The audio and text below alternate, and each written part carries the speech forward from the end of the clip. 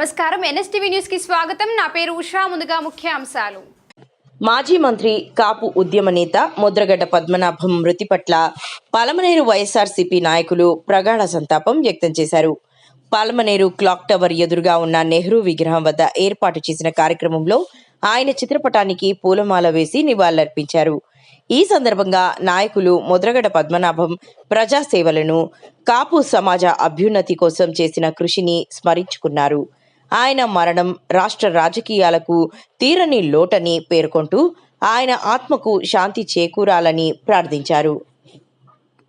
గుర్తించే రకంగా రాజకీయంగా కానీ ఆర్థికంగా కానీ ఆయన ఉమ్మడి తూర్పు ఈస్ట్ గోదావరి జిల్లాలో అధిక అభివృద్ధి చేశారు. కాపులకి ఇది తీరని లోటు.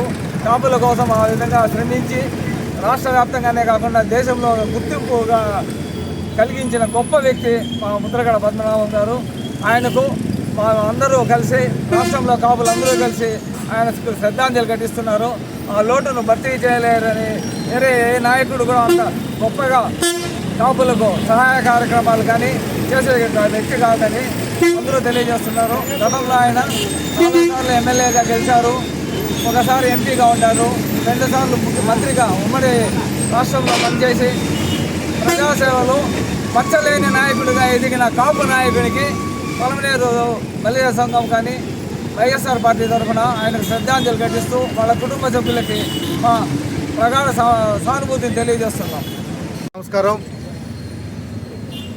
ఇక్కడికి వచ్చినటువంటి వైఎస్ఆర్ కుటుంబ సభ్యులకి, అలాగే మీడియా సోదరులకి అందరికీ హృదయపూర్వక నమస్కారాలు తెలియజేసుకుంటూ, ఈరోజు మన ఆంధ్ర రాష్ట్రానికి తీరని లోటు. ఈరోజు వైఎస్ఆర్ కాంగ్రెస్ పార్టీ డాక్టర్ ఎన్ వెంకటగౌడ గారి ఆధ్వర్యంలో శ్రీ ముద్రగడ పద్మనాభం గారి ఆత్మకు శాంతి చేకూరాలని ఈరోజు వైఎస్ఆర్ కాంగ్రెస్ పార్టీ అన్ని మండలాల్లోనూ ఆయనకు నివాళులు అర్పించడం జరుగుతూ ఉంది.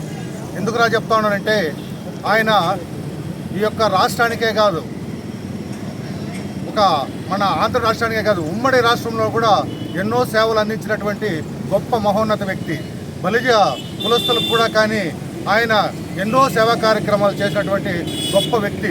ఆయన 1953లో జన్మించి 1973లోనే 24 సంవత్సరాలను ఎమ్మెల్యేగా పోటీ చేసి జనతా పార్టీలోనే గెలిచినటువంటి గొప్ప వ్యక్తి.